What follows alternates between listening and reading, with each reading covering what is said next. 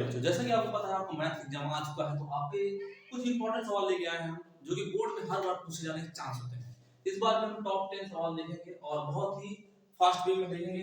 आपको कुछ भी नहीं आता तो आप ये 10 सवाल जरूर पढ़ते जाएं ताकि आपके अच्छे से अच्छे नंबर आ सके। ठीक है, तो उसके अंदर हमारा देखिए पहला सवाल है, क्या कहना है, यदि sin 3a बराबर cos a - 26 हो जहां a एक न्यून कोण है तो a का मान ज्ञात करिए।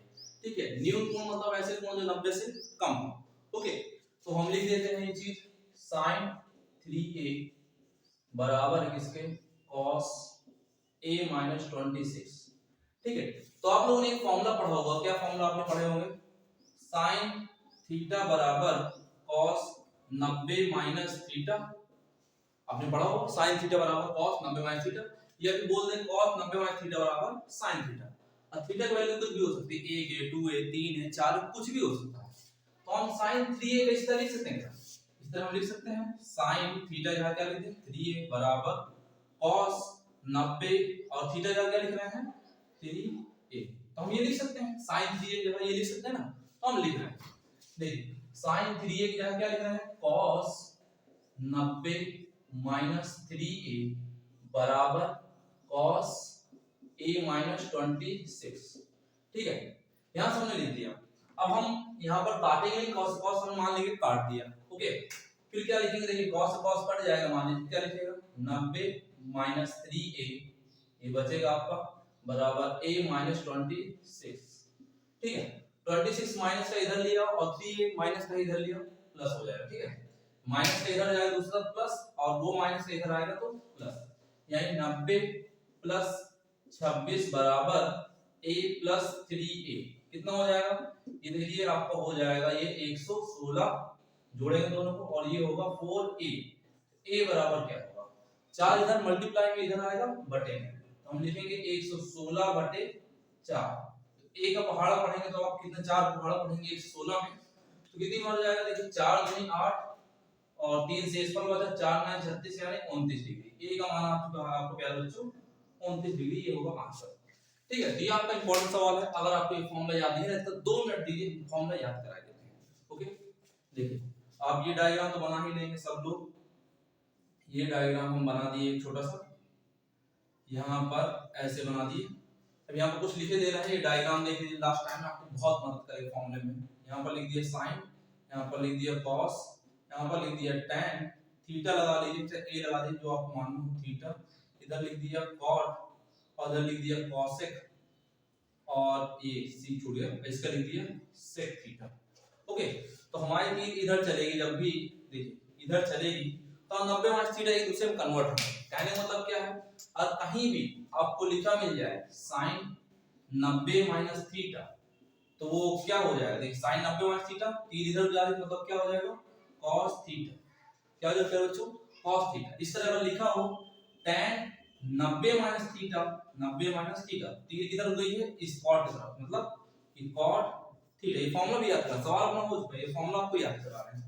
इस तरह लिखा मिला कहीं cosec 90 - थीटा, cosec 90 - थीटा, तो क्या हो जाएगा इसका कमेंट कर दीजिएगा आप। ठीक है, इस तरह उल्टा भी हो सकता है प्यारे बच्चों, ये तीर हो सकता है इधर भी चली हो कभी, ये उल्टा भी हो सकता है। कहने का मतलब एक फॉर्मूला बता देते हैं, अगर कहीं लिखा हो कि cos 90 - थीटा तो क्या होगा बराबर में इधर तीर चलेगी तो sin थीटा। ठीक है, जो कि हमने इस फॉर्मूले में यूज हुआ है। इस तरह आपको फॉर्मूले याद हो जाएंगे जो आपको मदद करेंगे पेपर में। ठीक है, तो पहला सवाल आप देख लीजिए, नोट कर लीजिए, हम अगले सवाल में आते हैं। दूसरा सवाल हमारा देखिए, तो ये बारंबार तो बंटन का बहुलक ज्ञात करते हैं, बहुलक। ठीक है, ये आपको सारणी बनी हुई है, ये हमने सूत्र लिख दिया पहले से टाइम कम लगे। ओके, तो देखिए सर हमें कैसे पता चलेगा f1 f0 ये सब क्या है, तो हम बताते हैं, हम इसीलिए तो f1 आपको वो होगा जिस बारंबार तक सबसे ज्यादा बार हो, मतलब जो नंबर सबसे बड़ा हो वो होगा f1। तो सबसे बड़ा नंबर कौन इसमें आएंगे, तो ये ना, तो ये हमारा क्या है f1। ओके, और जो सबसे बड़ा होगा वही बहुलक वर्ग भी होगा, वो क्या होगा बच्चों बहुलक वर्ग। यानी अगर हम यहाँ बहुलक वर्ग लिखना चाहें तो हम लिख सकते हैं 55 माइनस, ये माइनस नहीं बोलेंगे, 55 70 और इधर 12 बार कितनी है 9, ये अपना बहुलक वर्ग हो जाएगा। f1 ये हो गया। इससे पहले आओगे तो क्या मिलेगा f0 या f जो भी पढ़ते हो आप लोग, हम तो f0 पढ़ते हैं, और इसके नीचे वाला f1 के नीचे कौन मिलेगा f2। अब बात है सर h क्या है, h इन दोनों का अंतर है, ये कितने का अंतर है इनमें, तो 55 और 17 में कितने का अंतर है, 15 का अंतर है। यहाँ पर लिखे देते हैं f1 का मान 9, f2 का मान 5, fo का मान 7 और सर l क्या है, तो जो भी आपको बहुलक वर्ग होगा उसमें जो लेफ्ट हैंड साइड जो लोएस्ट सीमा होगी वो होगा l का मान, तो l का मान क्या हो जाएगा 55। ओके, तो अब देखिए हम बहुलक निकालते हैं इसका, शुरू में रखते हैं सबको, यहाँ पे लिखते हैं बहुलक बराबर, थोड़ा जगह कम है इधर ही कर दे रहे हैं, बहुलक बराबर हम मान रख रहे हैं, सूत्र यहाँ आपको ऊपर लिखा है, आपको यहाँ सूत्र लिखना पड़ेगा, तो हम मान रख रहे हैं डायरेक्ट। l का मान कितना है देखिए 55 प्लस f1 का मान कितना है 9 माइनस fo का मान कितना है 7 और बटे में 2f1 यानी 2 into f1 का मान कितना है 9 माइनस f0 का मान है 7 माइनस f2 का मान है 5 into h, ठीक है, कितना बचेगा देखिए 55 प्लस ये आपका 9 से 7 गया कितना बचा 2, ये 2 9 18, ठीक है, माइनस 7 5 12 इंटू कौन है 15, ठीक है, तो देखिए क्या बचेगा 55 प्लस 2 और ये 18 से जाएगा आपका 12, कितना बचेगा 6 और इंटू में कौन है 15, काटेंगे इसे देखिए कितनी बार कटता है, तो 2 का नाम 2 2 3 6 और 3 का नाम 3 3 बचे 15, यानी कि क्या आया 55 प्लस 5 यानी कि टोटल आंसर आप कितना आ गया 60। इसका बहुलक वर्ग क्या होगा प्यारे बच्चों 60, इसका राइट आंसर हो जाएगा 60। ठीक है, तो आप ये सवाल आशा करते हैं आपको समझ में आया है, सवाल आप नोट कर लिए, हम चलते हैं तीसरे सवाल। तो हमारा तीसरा सवाल आपके सामने है, देखिए इस तरह के सवाल जरूर आता है एग्जाम में, तो आप इस तरह सवाल को जरूर देखिए।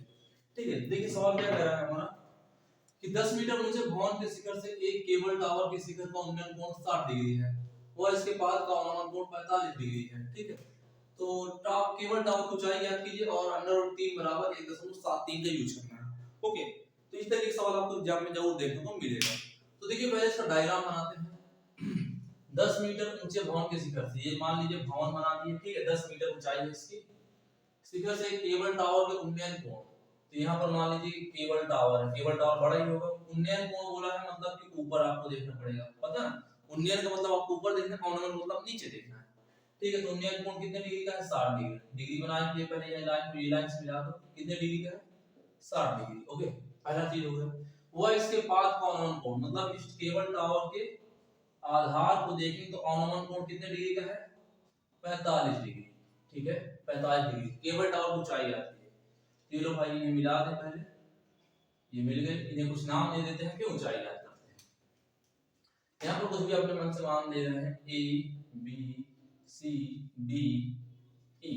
ओके, हमें ये दिया है अपनी कितनी 10 मीटर, ये अपने दिया है, ये इधर भी बराबर हो जाएगा, जितना ये होगा वैसे उतना ही दिए होगा, तो ये भी होगा 10 मीटर। ओके, हमें ज्ञात करना है, ये पूरा ज्ञात करना है, ये पूरा ज्ञात करना है, ये केबल टावर की ऊंचाई कितनी है। ओके, तो हम यहाँ पर जल्दी जल्दी करते हैं, तो दिया हुआ नहीं लिखते हैं, आपको जो दिया है आप लिख सकते हैं वो देख के ऑलरेडी। ठीक है, हम सवाल हल करते हैं डायरेक्ट। तो देखिए त्रिभुज CBE में देखिए CBE में क्या होगा, यहाँ पर आपको दिख रहा है कितने डिग्री बना हुआ कोण 90 डिग्री का। ओके, तो यहाँ पर क्या होगा आपका लंब बटा आधार,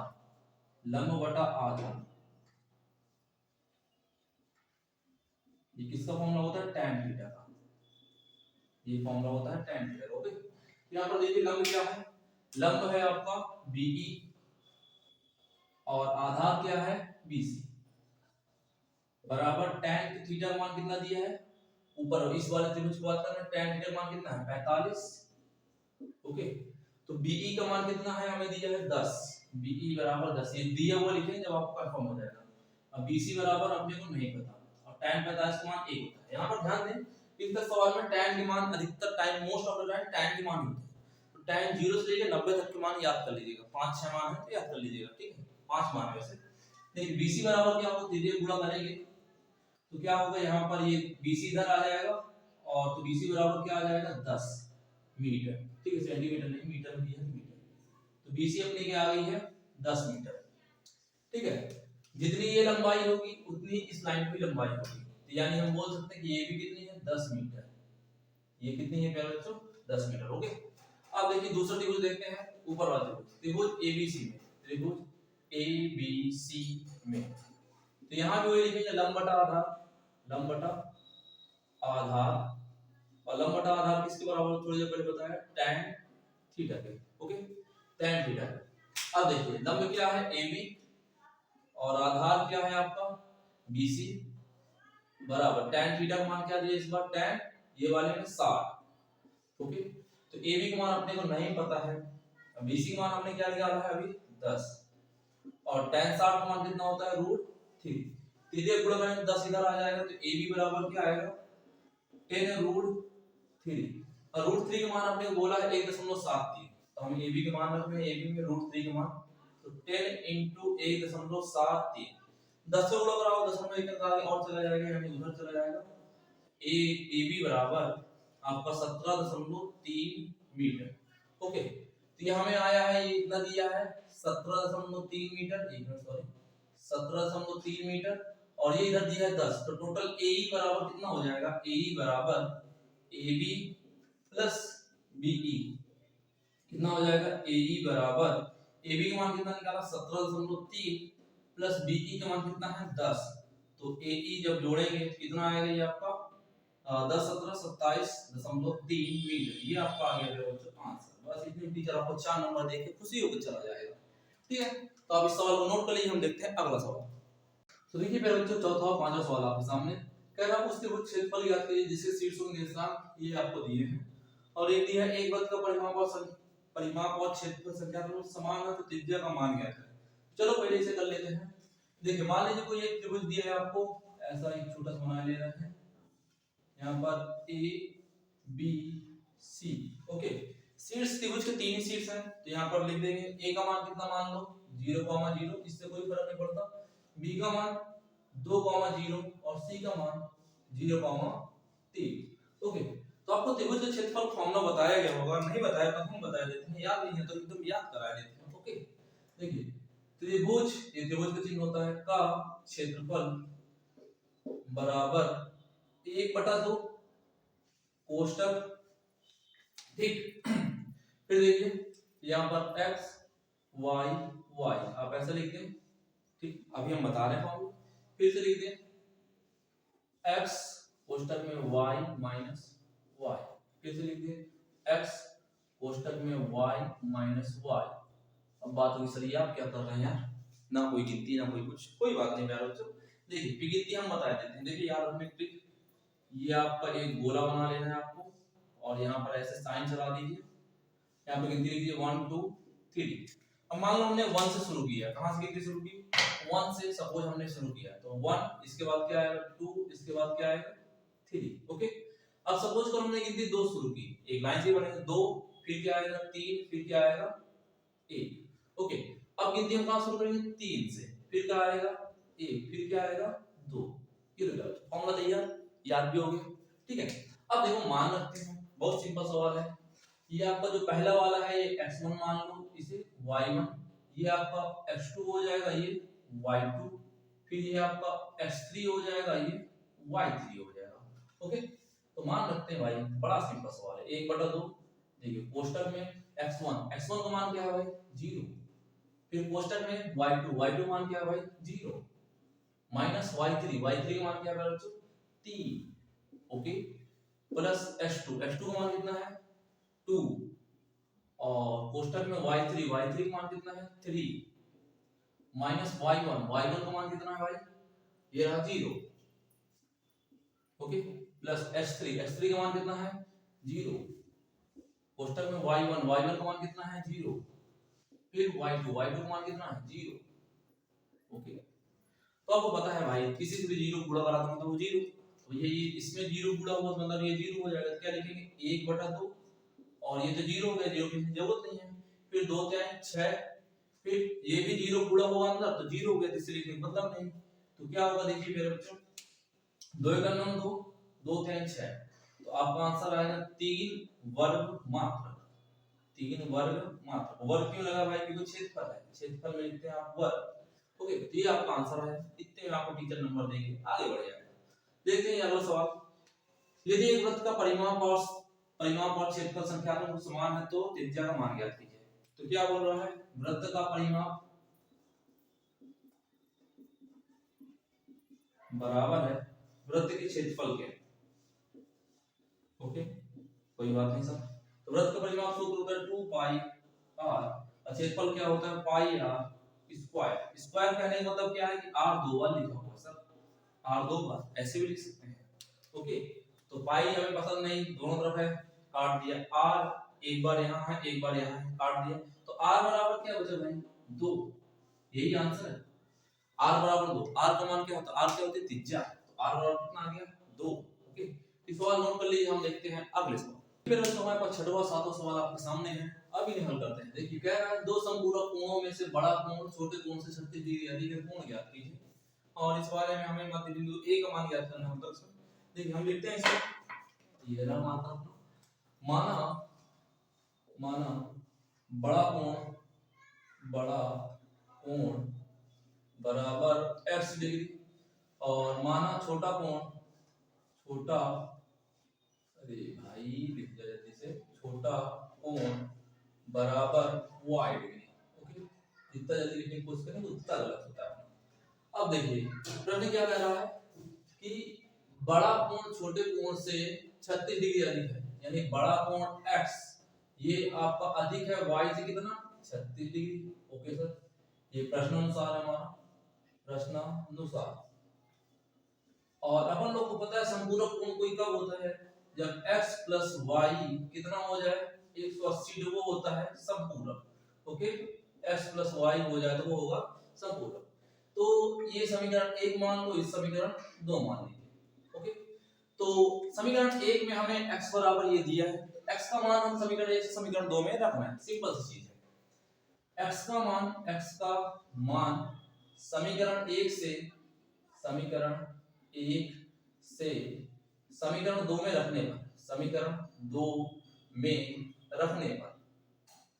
रखने पर बड़ा आसान सवाल है भाई। तो देखो क्या हो जाएगा, x यहाँ क्या रखेंगे y प्लस 36 और प्लस y तो रहेगा ही इसका बराबर 180, ये कितना हो जाएगा 2y, 36 इधर प्लस के इधर आएगा माइनस का। ठीक है सर, तो 2y बराबर कितना हो गया इधर 180 से 36 घटाएंगे आपको कितना बचेगा सर 144, यही बचेगा सर।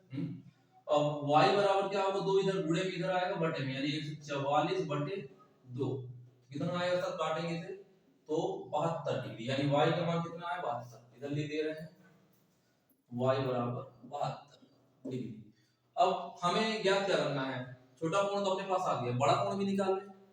तो y का मान समीकरण किसमें चाहे, इसमें रख दो, एक में रख दो या दो में। तो मान लो हम किसमें रख रहे हैं, एक में रख लेते हैं। y का मान समीकरण अच्छे से लिख दिया भाई, समीकरण 1 में रखने पर तो क्या होगा देखिए x बराबर y प्लस 36 है, तो x बराबर y का मान कितना है 72 प्लस 36, x बराबर कितना हो जाएगा, यहाँ पे सभी जगह डिग्री है भाई, कौन बोला था ना इसलिए डिग्री है। 72 36 कितना हो देखिए 6 2 8 7 3 10 108 डिग्री। ये लीजिए भाई छोटे बड़े कोण दोनों का मान आ गया। अब से दोनों कोण आपको नीचे लिख देना है कि बड़ा कोण ये छोटा कोण ये, ठीक है। तो ये सवाल हो गया। अगले सवाल हम देखते हैं, कह रहा है बिंदुओं A और B को जोड़ने वाले रेखाखंड का मध्य बिंदु P है, यानी कि ऐसी मान ले कोई रेखा है, ये A है ये B है यहाँ पर, और बीच में एकदम बीच में P बिंदु है। A के मान आपको दिए हैं -4,2 और B के मान दिए हैं 5,6 और P बिंदु के मान दिए हैं a/8,4। आपसे A का मान पूछा है, A का मान क्या है, ठीक है। तो हमने मध्य बिंदु निर्देशांक पढ़े हैं कि मध्य बिंदु निर्देशांक फॉर्मूला क्या होता है, मध्य बिंदु P के निर्देशांक हमने फॉर्मूला पढ़े हैं। फॉर्मूला क्या है आपका कि x बराबर x1 प्लस x2 बटे 2। इस तरह अगर y निकालना हो तो y बराबर y1 प्लस y2 बराबर 2। ओके, तो देखिए यहाँ पर मध्य बिंदु P में x का मान क्या है, ये पहले वाला क्या है a/8। बराबर x1 ये हो जाएगा, ये x1 है, ये y1 है, ये x2 है, ये y2 है। तो x1 का मान क्या है माइनस का 4 प्लस x2 का मान कितना है 5 और बटे में 2। ठीक है, तो y की निकालने की जरूरत नहीं है आपने, क्योंकि a का पूछा ना, तो a का तो ऐसे ही निकाला है, तो y वाला करने की जरूरत नहीं है यहाँ पर। तो a/8 बराबर इधर कितना हो जाएगा 1/2। तीसरे पूरा करेंगे तो a बराबर कितना आएगा 8/2 यानी कि 4। a का मान कितना प्यारे बच्चों 4। ये आपका आ गया आंसर। ठीक है, तो अब ये सवाल देखें, हम अगले सवाल चलते हैं।